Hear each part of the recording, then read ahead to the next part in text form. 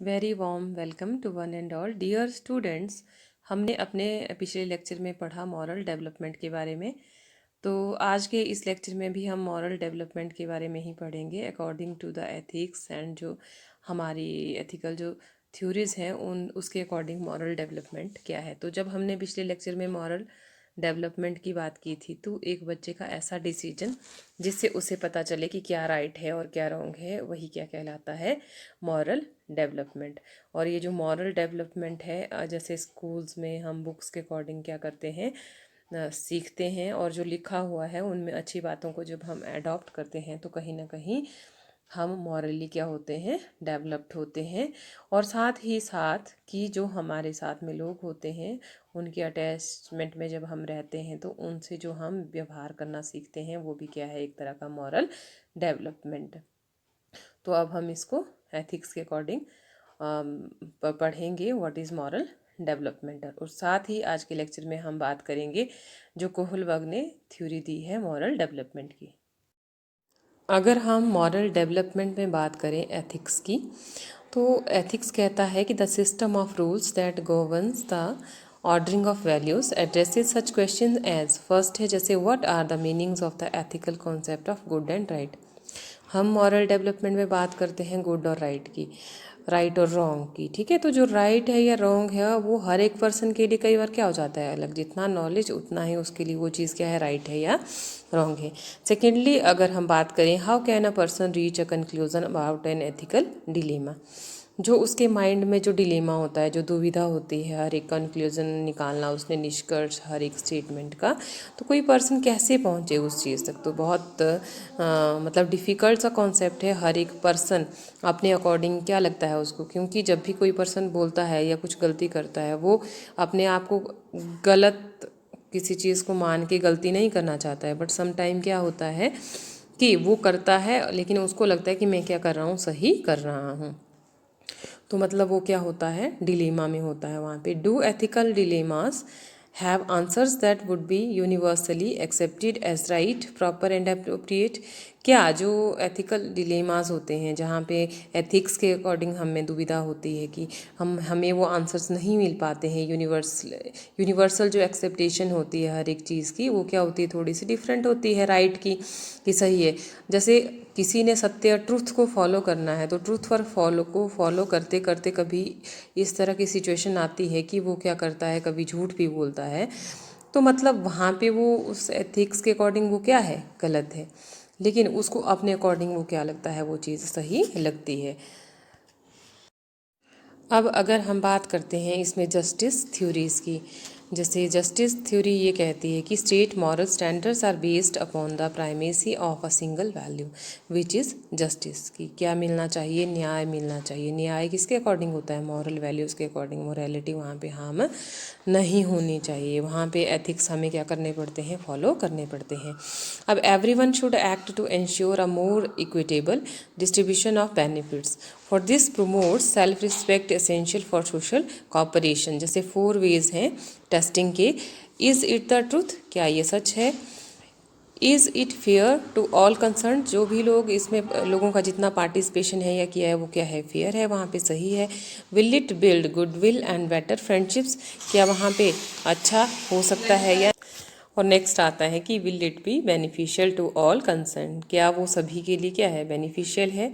इन चीज़ों का हम क्या रखते हैं जस्टिस थ्योरी में मॉरल डेवलपमेंट के अकॉर्डिंग क्या रखते हैं ध्यान रखते हैं। अब हम इसमें बात करेंगे कोहलबर्ग की थ्योरी के ऊपर, Kohlberg's theory of moral development. Kohlberg ने बहुत अच्छी थ्योरी दी थी मॉरल डेवलपमेंट के बारे में। तो जो कोहलबर्ग थे उनका जो जन्म हुआ वो न्यूयॉर्क में हुआ इन 1927 में। कोहलबर्ग ने क्या किया मॉरल डेवलपमेंट के की थ्योरीज जब दी तो उन्होंने क्या किया इनको 3 लेवल्स में बांटा। ठीक है, और उसमें जो स्टेजेस उन्होंने दी हर एक लेवल में 2 स्टेजेस उन्होंने रखी।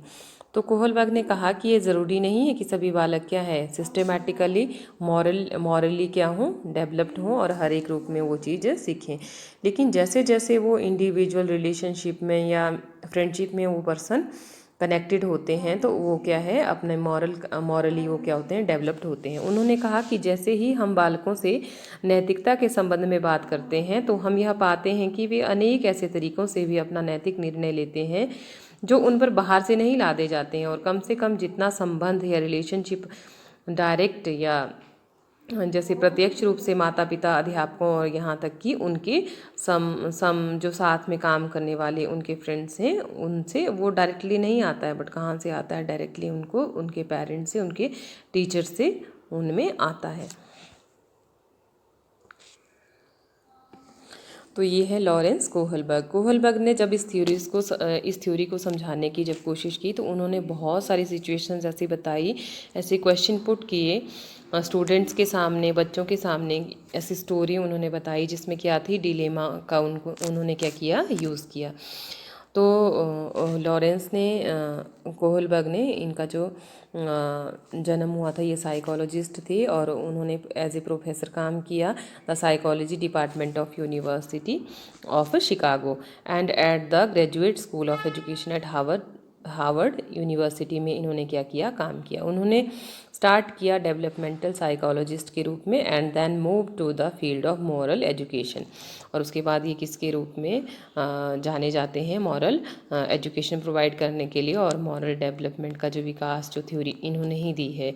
He was particularly well known for his theory of moral development which he popularised through research studies conducted at Harvard centre of moral education. उन्होंने क्या किया जब अपनी ये थ्योरी दी, इस पर उन्होंने रिसर्च की और रिसर्च में उन्होंने ऐसी स्टोरीज़ बच्चों के सामने रखी, बड़ों के सामने रखी, जिसमें डिलेमा वाली दुविधा वाली सिचुएशन आती थी कि वहाँ बहुत मुश्किल से वो क्या करते थे डिसीजन लोग ले पाते थे। जो मेनली ना इनका रहा है मॉरल डिलेमा का, वो स्टोरीज़ के थ्रू वो बताते थे। तो जैसे hypothetical situation in which no choice is clearly and indisputably right, मतलब अगर पर्सन वहाँ पे गलत करना चाहे, जैसे मान लीजिए कि कई बार सिचुएशन ऐसी होती है कि पेरेंट्स होते हैं और कोई पर्सन किसी को प्यार करता है और मतलब दो में से जब एक सिचुएशन वहाँ पे चूज़ करनी हो तो कई बार हम वहाँ पे डिसीज़न लेने के लिए क्या हो जाते हैं कि कैसे हम वहाँ पे डिसीज़न लें। तो आप किसको चूज़ करोगे, तो कई बार पर्सन क्या किसको चूज़ करता है, अपनी फैमिली को।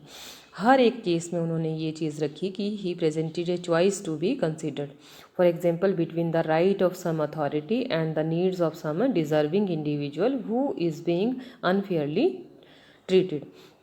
जैसे कई बार है कि किसी के राइट के अकॉर्डिंग मतलब उसको वो चीज़ मिलनी चाहिए, लेकिन उसको जब वो नहीं मिलती है, अगर वो डिज़र्व करता है उस चीज़ के लिए, तो वहाँ पे क्या हो जाती है, हम मॉरल वैल्यू का जो मीनिंग है हमारा थोड़ा सा क्या हो जाता है, वहाँ पे चेंज हो जाता है। तो मेन उन्होंने यहाँ पे जो कोहलबर्ग थे, एक स्टोरी उनकी बहुत फेमस है जिसको कहा जाता है हिंज डिलेमा। हिंज की जो दुविधा थी, इस स्टोरी में क्या है कि हिंज जो होता है उसकी वाइफ बहुत ज़्यादा बीमार होती है। यूरोप की ये स्टोरी है। तो उनकी जो वाइफ थी वो कैंसर से पीड़ित थी और वहाँ पे क्या है कि एक डॉक्टर है जिसके पास वो दवाई है, उस दवाई से वो औरत क्या हो सकती है, ठीक हो सकती है, अदरवाइज़ वो क्या करेगी, वहाँ पे उसकी डेथ हो सकती है। अब क्या होता है कि जब वो उस डॉक्टर से उन मतलब जो हिंज होता है अपनी वाइफ के लिए दवाई लेने के लिए डॉक्टर के पास जाता है, तो डॉक्टर बहुत ज़्यादा पैसे मांगता है। तो उस सिचुएशन में पैसे हैं नहीं और एक दिन का टाइम है उस पर्सन के पास अपनी वाइफ को बचाने के लिए, तो वो बहुत रिक्वेस्ट करता है लेकिन डॉक्टर उसको दवाई नहीं देता है। अब मोरालिटी के अकॉर्डिंग तो क्या करना चाहिए कि वो पैसे अर्न करे और उसके बाद कमा के डॉक्टर से वो दवाई खरीदे, लेकिन दूसरी तरफ डिलेमा ये है कि अगर वो उस दवाई वो उस दिन नहीं मिल पाती है तो वाइफ की क्या हो जाएगी, डेथ हो जाएगी। उस केस में अब क्या करें। तो जो कोहलबर्ग हैं वो लोगों से क्वेश्चन पूछते हैं, वो बच्चों से क्वेश्चन पूछते हैं, वो लोगों के सामने ऐसी सिचुएशन रखते हैं कि अब क्या करें। तो मतलब जो आंसर है वो एज ए क्वेश्चन मार्क है कि क्या करे, पत्नी को मरने दे या उस दवाई को चोरी करे या कुछ क्राइम करे या कुछ भी करे। तो ऐसी सिचुएशन में कहीं ना कहीं जो हमारे नैतिक मूल्य हैं उनकी जो डेफिनेशन है टोटली क्या हो जाती है, यहाँ पे चेंज हो जाती है हर एक पर्सन के लिए। अब क्या करते हैं कोहलबर्ग, क्वेश्चन पूछते हैं कि शुड जो हेंज है हैव स्टोलन द ड्रग, क्या करे वो वहाँ पे चोरी करे उस दवाई को। दूसरा वो पूछते हैं would it change anything if henge did not love his wife, क्या ऐसा हो सकता है मतलब वो प्यार ही नहीं करता था अपनी वाइफ को। What if the person dying was a stranger, अगर वहाँ पे पत्नी है जिनको वो बहुत प्यार करते हैं, उस सिचुएशन में तो वो दवाई लाना चाहते हैं। अगर कोई और आदमी होता, कोई अजनबी होता, तो उस केस में भी वो वही करते। अब क्या है डेफिनेशन मॉरलिटी की, दोनों केसेस में क्या है चेंज है। एक ऐसा पर्सन जिसको आप बहुत प्यार करते हो और एक ऐसा पर्सन जिसको आप जानते भी नहीं हो, उस केस में क्या डिसीज़न लिया जाए और दूसरे केस में क्या डिसीज़न लिया जाए। अब ये डिलेमा है कि ये दुविधा है कि कोई पर्सन कैसे यहाँ पे रिएक्ट करेगा, कैसे वो डिसीज़न लेगा। Should the police arrest the chemist for murder if the women die, अगर वहाँ पे वो जो लेडी है उसकी डेथ हो जाती है तो क्या वहाँ पे डॉक्टर को पूछा जाएगा कि आपने दवाई नहीं दी, तो उस केस में वैसा हुआ।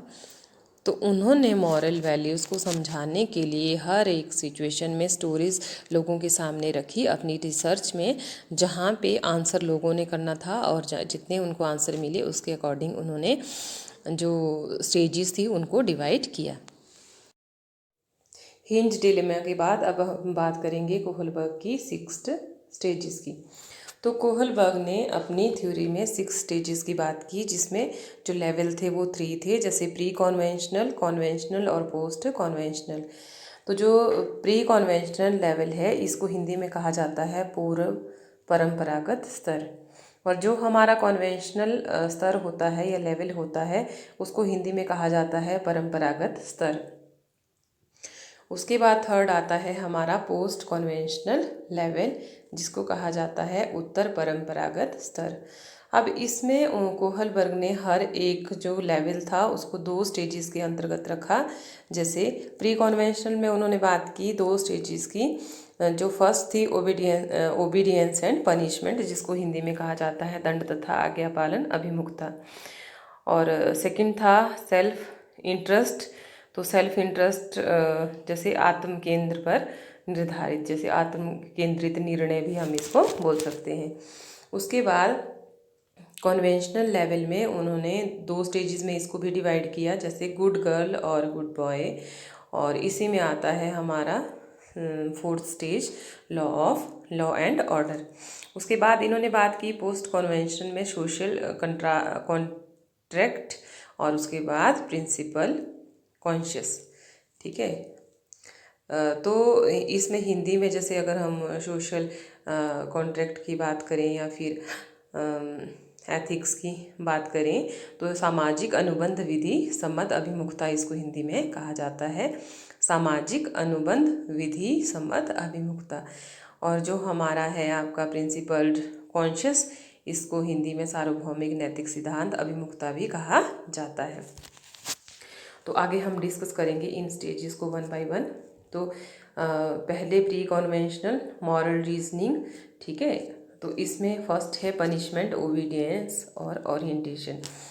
तो जैसे मैंने कहा कि दंड तथा आज्ञा पालन अभिमुखता, इसमें जब एक जो स्टूडेंट है इसमें क्या करता है, बालक बड़े व्यक्तियों तथा अधिकार संपन्न जो व्यक्ति हैं उनके द्वारा दिए जाने वाले, जैसे जो पर्सन है जो बहुत नॉलेज है जिसके पास, वो क्या करता है उसको बच्चों को समझाने के लिए उनको दंड देता है और आज्ञा का पालन करने के लिए उनको इंस्ट्रक्शन देता है, और बच्चा क्या करता है, जो बड़े व्यक्ति हैं उनके द्वारा दी गई इंस्ट्रक्शन को क्या करता है, वो फॉलो करता है। तो डियर स्टूडेंट, एक चीज़ का आपने और भी ध्यान रखना है यहाँ पे कि कई बुक्स में जो स्टेजेस हैं प्री कॉन्वेंशनल लेवल, इसमें स्टेजेस 3 बताई हैं। वैसे आप इसमें अगर 2 लिखेंगे तब भी ठीक है, अगर किसी बुक में जैसे डॉक्टर संजीव की बुक में दिया है कि 3 पार्ट्स में इसको डिवाइड किया है तो वो भी कोई प्रॉब्लम नहीं है, तो अगर आप 2 लिखते हो तो वो भी सही है।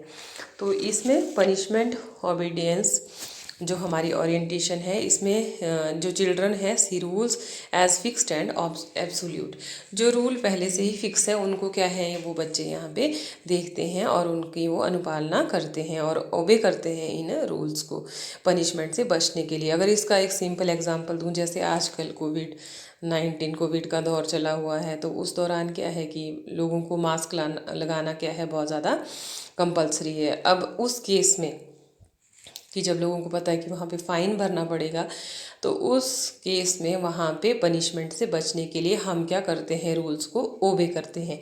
तो यही होता है ओबीडियंस ओरिएंटेशन, कि हम क्या करते हैं, पनिशमेंट से बचने के लिए रूल को क्या करते हैं, फॉलो करते हैं। तो इसी में ही एक दे determine a sense of right and wrong by what is punished and what is not punished. जिसके लिए पनिशमेंट मिले, ठीक है, तो उस रूल को हम या उस चीज़ को हम फॉलो नहीं करेंगे। पनिशमेंट से बचने के लिए हम हर एक रूल को फॉलो करेंगे। तो ऐसे सोसाइटी में बहुत सारे रूल हैं जिनको हम अच्छे से फॉलो करते हैं, क्योंकि वहाँ पे अगर हम रूल फॉलो ना करें तो क्या होगा, जैसे हमें पनिशमेंट मिलेगी, हम करते तो बचने के लिए हैं, तो कहीं ना कहीं हम क्या होते रहते हैं, मॉरली डेवलप्ड भी होते हैं। तो इसी में इन्होंने कहा कि they are responsive to rule that will affect their physical wellbeing. जो वो रूल्स हैं उनको जब वो फॉलो करेंगे तो उससे क्या होगा, उनका अच्छा होगा, ठीक है। Fear of authority and avoidance of punishment are reason for having morality. तो इसमें जैसे जीन पियाजे ने भी कहा था अपनी first stage of moral thought में कि चिल्ड्रन क्या करता है, एज्यूम करता है कि दैट पावरफुल जो अथॉरिटीज़ हैं hand down a fix set of rules which he और शी मस्ट अनक्वेश्चनिंगली ओबे, कि बिना क्वेश्चन किए हुए हम उस चीज़ को क्या करते हैं, फॉलो करते हैं। उसके बाद जो नेक्स्ट स्टेज आती है 2, उसमें आता है सेल्फ इंटरेस्ट ओरिएंटेशन। कई बार क्या होता है कि एक बार तो बात की ही पनिशमेंट मिलेगी, उस केस में हम क्या करेंगे, रूल को फॉलो करेंगे। तो सेकंड स्टेज में इन्होंने कहा प्री कॉन्वेंशनल में क्या होता है कि अपना सेल्फ इंटरेस्ट हमारा क्या है, हमें क्या अच्छा लगता है, उसके अकॉर्डिंग क्या करते हैं, हम रूल्स को फॉलो करते हैं मॉरल डेवलपमेंट के लिए। तो what in it for me, कि इसमें मेरे लिए क्या है, पर्सनल रिवार्ड ओरिएंटेशन, कि मुझे क्या फ़ायदा है, मैं कोई काम करूँगा, अगर फ़ायदा ना मिले, जैसे कोई बहुत अच्छे से बिहेव करता है लेकिन उसको इंसल्ट फील हो, तो वो क्या करेगा, आगे से बिहेव अपना अच्छा नहीं रखेगा। तो जो उसको दैट इज़ कि words in it for me, मेरे लिए क्या है, पेइंग फॉर अ बेनिफिट, हम बेनिफिट के लिए क्या करते हैं, या इंस्ट्रूमेंटल जो हमारा जो पर्पज़ है अगर वो फुलफिल होता है तो उस केस में क्या करते हैं, हम सेल्फ इंटरेस्ट जो ओरिएंटेशन है इसको क्या करते हैं, हम फॉलो करते हैं। मतलब मेनली है कि satisfying personal need determine moral choice, हमारी जो मॉरल चॉइस है वो क्या हो रही है, यहाँ पे फुलफिल हो रही है। तो ये करता है minimise the pain maximise the pleasure, pleasure ज़्यादा मिलता है और पेन हमें कम मिलता है उस केस में, कि हमें क्या है, सेल्फ इंटरेस्ट आता है उस काम को करने के लिए। तो since everything is relative, each person is free to pursue his individual interest, हर एक चीज़ के अकॉर्डिंग उसका अपना क्या बेनिफिट है, उसको क्या फ़ायदा है, उसको क्या अच्छा लगता है, उसके अकॉर्डिंग हम रूल्स को क्या करते हैं, वहाँ पे फॉलो करते हैं। तो मतलब इस स्टेज में उन्होंने यही बात की कि हमें सेल्फ इंटरेस्ट कितना है, उसके लिए हम क्या करते हैं, राइट और रॉन्ग के डिसीज़न लेते हैं।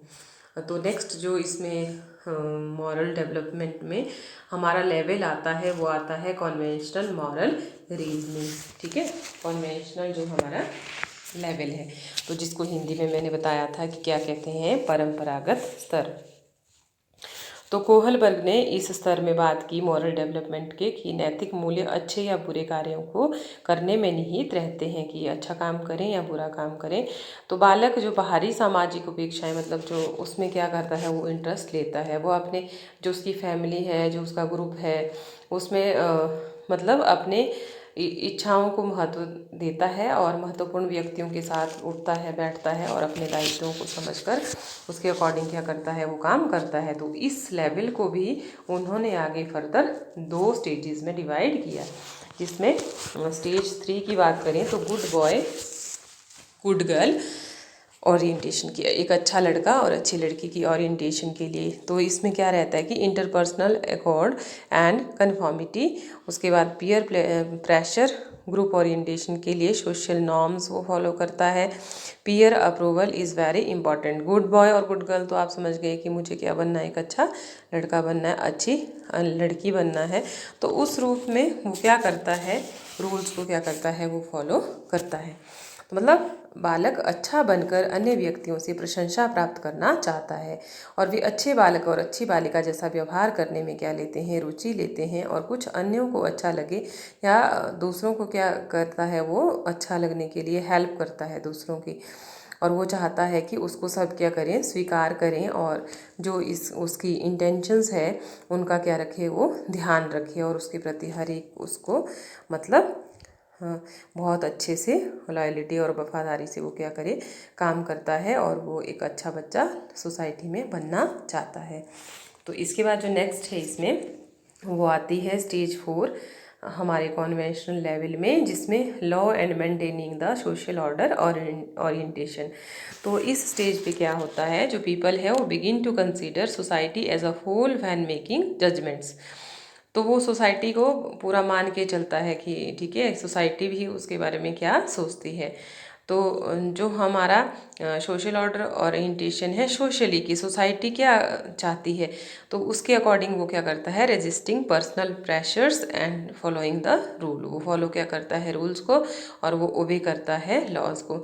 जैसे आपने देखा होगा गाड़ियाँ चलती हैं तो अकॉर्डिंग टू द रूल चलती हैं, कहाँ से टर्न लेना है अकॉर्डिंग टू द रूल चलता है। सोसाइटी को उसमें जब हम रूल फॉलो करते हैं तो उससे किसी को भी समस्याएं नहीं आती है। They are duty doors who believe in rigid rules that should not be changed। कुछ ऐसे रूल होते हैं रिजिड जो हमें फॉलो करने ही हैं, जिससे अगर हम फॉलो करेंगे तो कहीं ना कहीं हमें क्या होगा, उस चीज़ का फ़ायदा होगा। तो जैसे स्कूल्स की टाइमिंग की बात करें 10 to 4, हमने उसमें जो पीरियड की बात करें वो fixation of the period, time period. Short break की बात करें, लंच ब्रेक की बात करें, किसी भी तरह का एक शेड्यूल हम क्या करते हैं, फॉलो करते हैं और उससे क्या होता है, जो हमारी सोसाइटी है वो अच्छी बनती है। तो वो भी क्या है, एक तरह का मॉरल ऑर्डर ही है जिसको फॉलो करके हमें क्या होता है, बेनिफिट होता है। तो इसके बाद उन्होंने दिया पोस्ट कॉन्वेंशनल मॉरल रीजनिंग।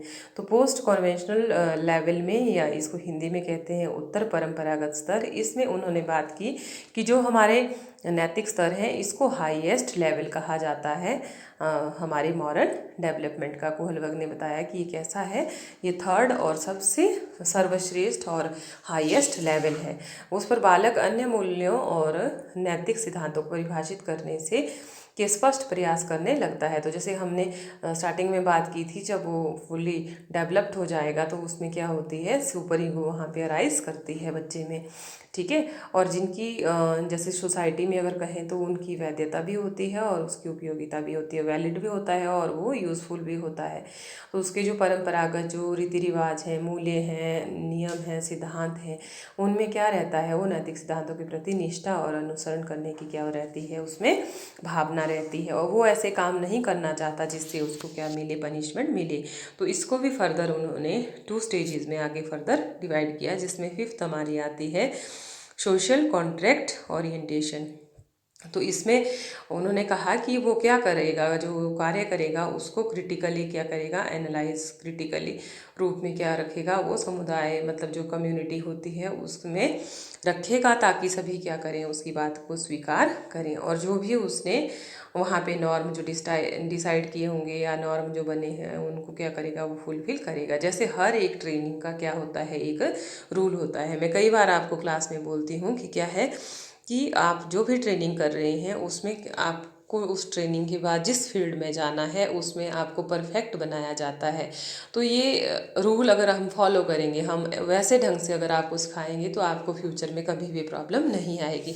लेकिन अगर जो रूल बने हुए हैं, जो ट्रेनिंग का टाइम है उसके दौरान आपने क्या क्या करना है, कौन कौन सी एक्टिविटी अगर आपने करनी, अगर आप उस चीज़ को नहीं सीखेंगे तो कहीं ना कहीं आप भी मॉरली डेवलप्ड नहीं हो पाएंगे। मॉरली डेवलप तब होते हैं जब हम पंक्चुअल रहें, हम डिसिप्लिन सीखें, हर एक चीज़ को अच्छे से करें। तो जब हम सोसाइटी मतलब पढ़ने के बाद जिस भी फील्ड में जाएंगे, हम क्या बनेंगे, उस फील्ड के लिए परफेक्ट बनेंगे और हम लाइफ मतलब सोसाइटी में कोई भी वहाँ पे प्रॉब्लम नहीं आएगी। तो हिंदी में इसी को सोशल कॉन्ट्रैक्ट ओरिएंटेशन को कहा जाता है सामाजिक अनुबंध विधि सम्मत अभिमुखता।